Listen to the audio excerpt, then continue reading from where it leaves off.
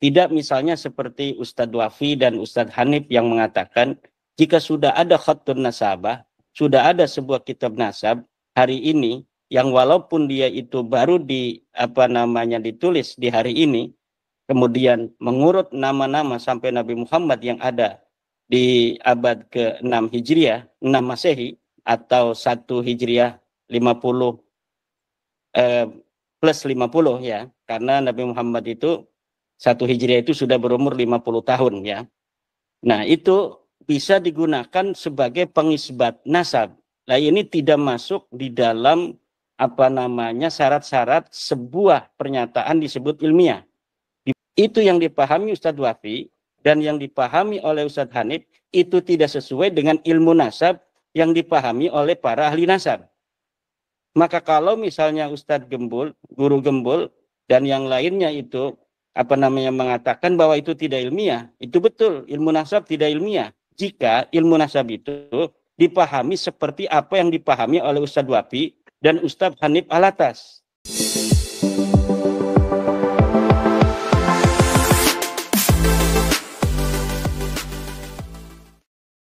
Assalamualaikum warahmatullahi ta'ala wabarakatuh.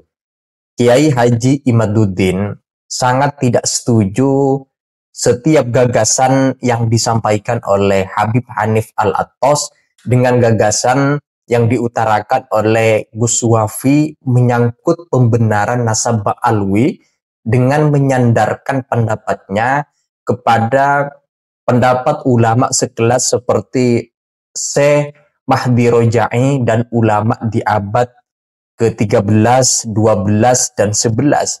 Tetapi sebenarnya mereka berdua lupa bahwa nasab Ba'alwi akan kehilangan pengakuan dari ulama nasab kalau dilihat pada abad ke-9 ke bawah.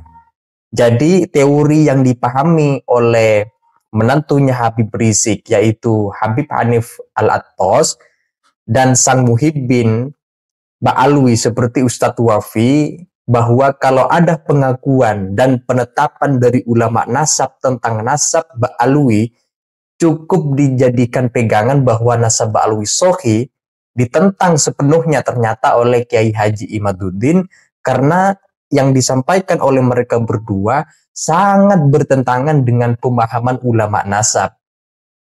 Nah, seperti apa yang dikatakan bertentangan pendapat atau pemahaman Ustadz Wafi dan Hanif Al-Attas ketika menyampaikan mengenai ada ulama-ulama yang membenarkan nasab Ba'alwi? Mari kita simak komentar penjelasan tanggapan dari Kiai Haji Imaduddin.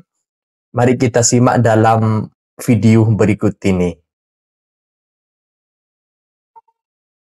Kitab-kitab nasab bisa digunakan sebagai sebuah tools untuk menetapkan nasab. Itu juga dia tidak sendirian bisa untuk langsung menetapkan nasab.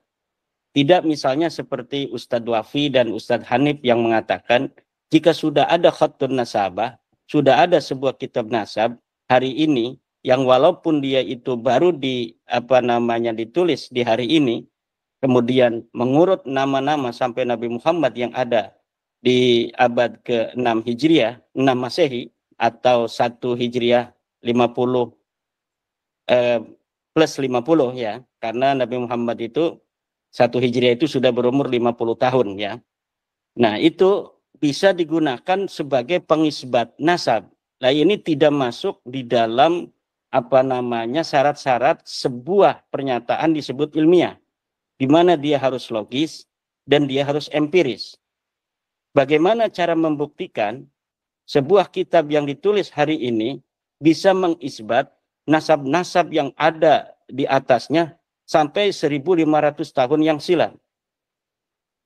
Itu yang dipahami Ustadz Wafi dan yang dipahami oleh Ustadz Hanif itu tidak sesuai dengan ilmu nasab yang dipahami oleh para ahli nasab. Maka kalau misalnya Ustadz Gembul, Guru Gembul dan yang lainnya itu mengatakan bahwa itu tidak ilmiah, itu betul, ilmu nasab tidak ilmiah. Jika ilmu nasab itu dipahami seperti apa yang dipahami oleh Ustadz Wafi dan Ustadz Hanif Alatas.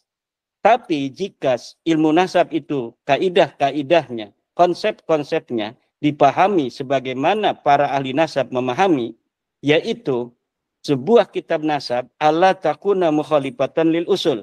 Tidak boleh berbeda dengan kitab-kitab sebelumnya.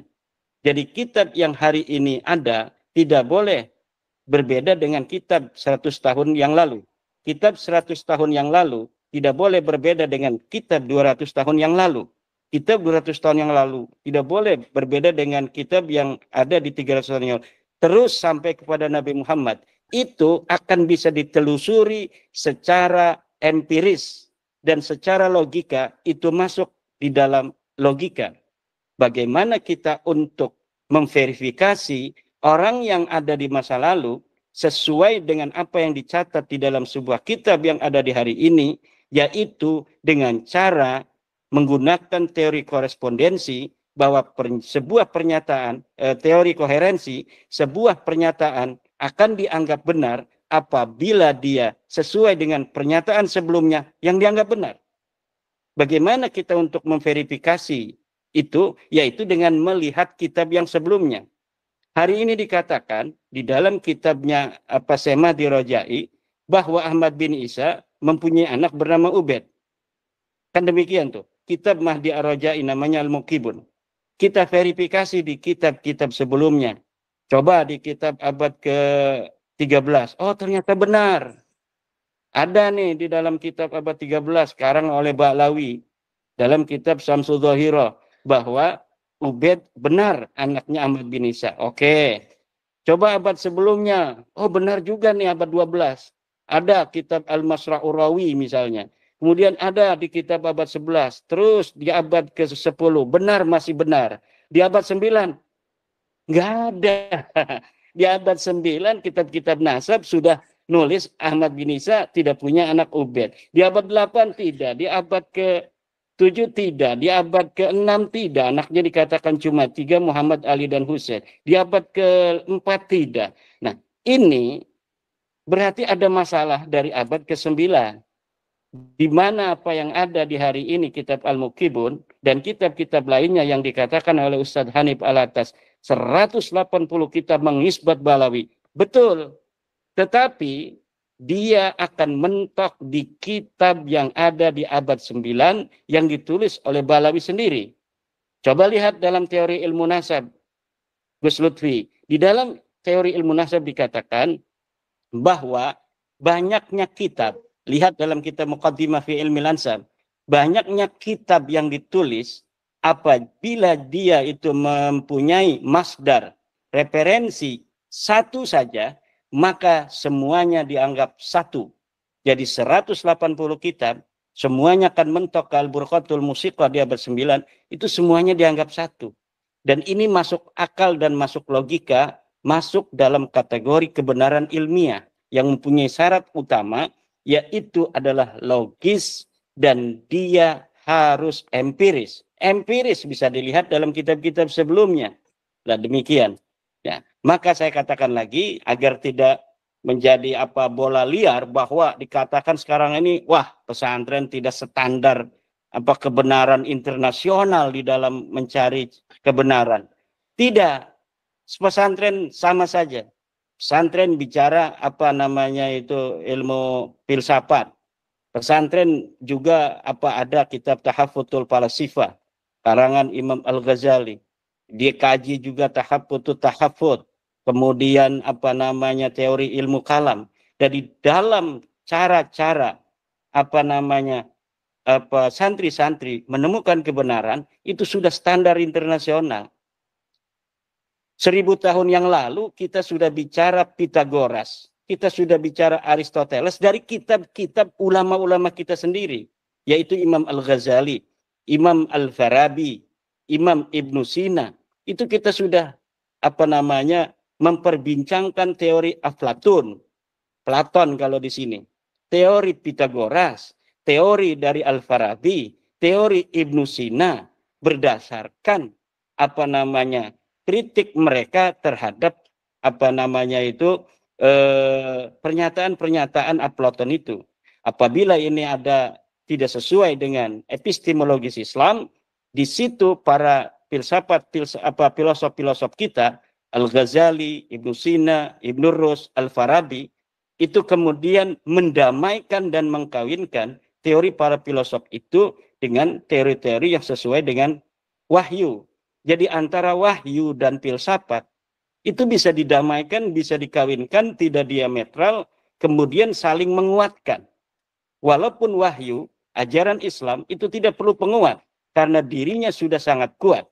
Tetapi untuk kemudian mampu untuk meng-up-to-date dalam setiap masa, ini perlu adanya perkawinan-perkawinan, perdamaian-perdamaian antara filsafat dan wahyu itu sendiri.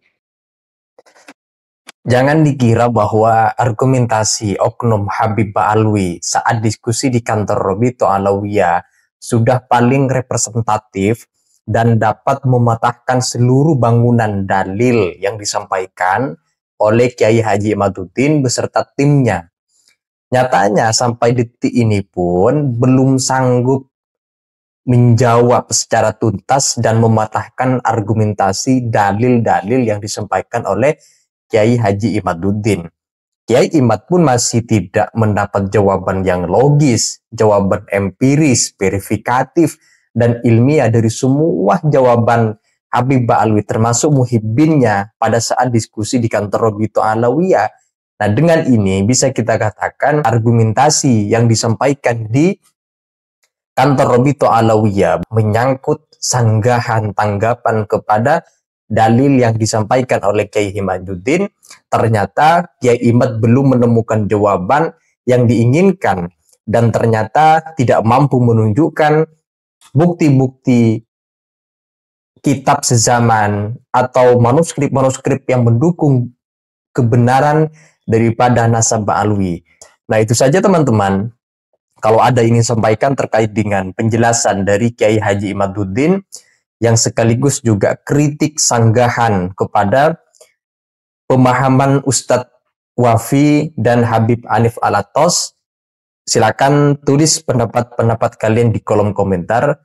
Sekian dari saya. Wassalamualaikum warahmatullahi wabarakatuh.